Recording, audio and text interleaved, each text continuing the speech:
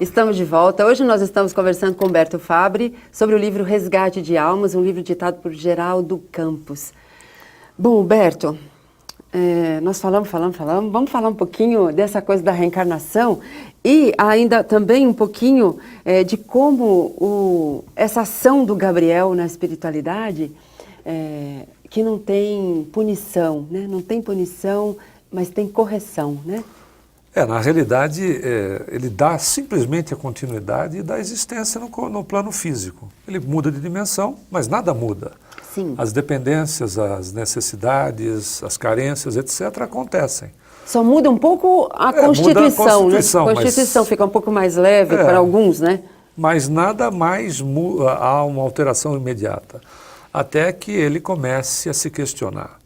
E vencer, por exemplo, e não é o ponto central do livro, mas vencer determinadas dependências para, inclusive na ignorância que se encontra, atuar melhor com o seu magnetismo para prejudicar. Claro, a partir daí tem todo um desenrolar da história que o amigo telespectador vai encontrar na obra. Né? O ponto central dela é que, aquilo que você disse, não existem processos punitivos, o que existe é o desconhecimento. Eu acho que até é consolador, porque a forma, não é? A forma como você, como o espírito Geraldo Campos conta, narra essa experiência do Gabriel, né, é consoladora, porque ele vai ouvindo algumas coisas, vai querendo questionar, né, ouve falar de um centro espírita, isso serve para nós hoje, porque nos culpamos, né, Humberto, por conta de alguns erros que nós cometemos. Esse é o grande problema, né? Aliás, a culpa é uma situação que a criatura se impõe quando não deveria, porque o espírito no estado evolutivo que nos encontramos, nós não erramos na grande maioria porque sabemos, nós erramos por desconhecimento. Exato. Impor-se culpa é querer viver no passado, porque a culpa faz-nos viver no passado e automaticamente, se estamos presos ao passado, não temos presente. Se a gente não tem presente, não tem futuro. Pois é. Quer dizer, há que se libertar dessas situações, por isso que toda a espiritualidade nos chama a atenção de que se o passado fosse importante, nós teríamos recordação de todo ele. Se isso não acontece, é porque estamos numa experiência nova para fazermos melhor, né? E não efetivamente para vivermos carregando malas enormes, uma carga enorme, que efetivamente serve-nos como uma experiência, mas nada mais do que isso. Pois é, eu acho que dois pontos que para mim serviram muito importantes para o dia a dia, né? E para nos livrar mesmo de culpas, né, e de remorsos, é o fato de que Gabriel se transformou, parou de querer sugar o vício, ou continuar no vício, por conta de usar para o mal. Sim. Mas o mentor lá, o orientador dele, fala que eles veem a tarefa que ele fez, o sacrifício que ele fez, valeu, apesar dele usar para o mal, não é mesmo? Porque na realidade toda mudança são momentos de conquista, né? Ou seja, são esforços que o espírito faz. Nós não podemos considerar no padrão evolutivo que nos encontramos, cometemos os nossos equívocos, mas nós também temos o importante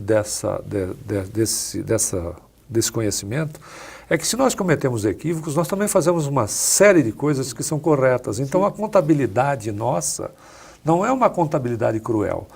Se Deus usasse para conosco a medida que, por vezes, nós usamos em nós mesmos para nos flagelar, nós nem reencarnaríamos, porque como é que ficaria? Sim. Ou seja, é o não ao processo autoflagelativo, e sim para o processo efetivo de trabalho para evolução.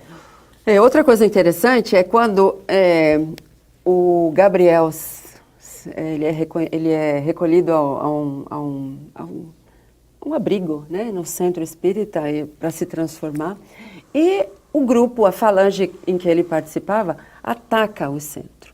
Então ele mostra claramente que quanto mais você ataca, mais forte você recebe a resposta. Exatamente. Inclusive, nós encontramos isso no mundo, né? Sim. É um conceito oriental, né, de que na realidade é usar sua força contra você mesmo. Isso, que eu achei isso...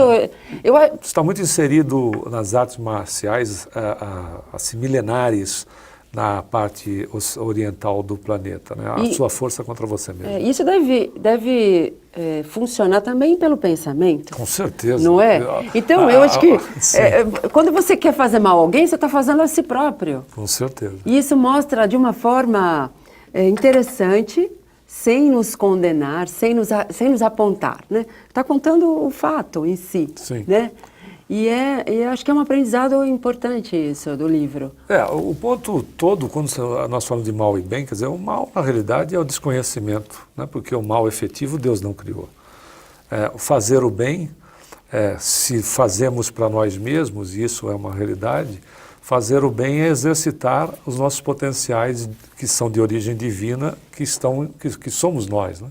Então, fazer o bem, quando fazemos o mal, nós somos circunscritos a nós mesmos e a um pequeno grupo. Quando fazemos o bem, nós somos cúmplices do universo. Do universo. E você também fala, né, o livro fala, desse processo reencarnatório de correções, né, Humberto? Que também o final do livro é muito emocionante, eu acho, porque mostra como um ser que queria vingança, e o processo reencarnatório mostra que ele não precisaria disso e ele se transforma também, não é assim? Na realidade, o amigo telespectador vai ter que ler o livro. Vai ter que ler, porque isso é um dos casos, né? Mas, como da mesma maneira, existem outros fatores de resistência com as criaturas, porque são muitos os personagens, né? Que acabam, cada um tem um caminho, e o que é interessante é que a bondade divina respeita. Claro, eu costumo usar como figura ilustrativa algo muito simples. A vida é a estrada. Nós somos o motorista do veículo e imprimimos a velocidade que quisermos no carro, mesmo que, porém, Deus é a placa de aviso, que é o limitador da velocidade. A placa de aviso não sai correndo atrás de nós, né? Ou não para no meio da estrada, mas ele avisa a velocidade que nós devemos utilizar. Mas quando nós descumprimos e tentamos fazer uma curva que é fechada e capotamos o veículo, Deus, que é amor absoluto, manda o resgate. Pois é, nossa, muito bom. É muito bom. Eu acho que a realidade, né, que você vê da divindade, porque Ele nos ama integralmente.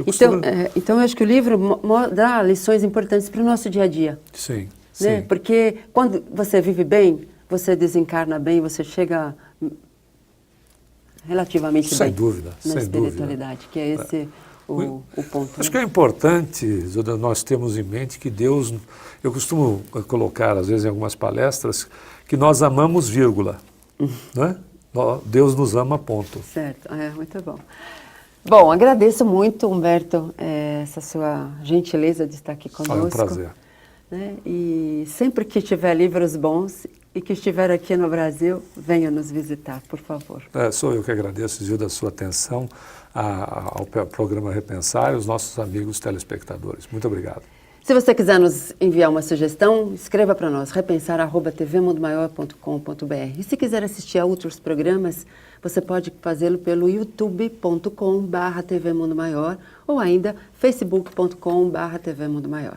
Nós temos um encontro marcado no próximo programa. Até lá.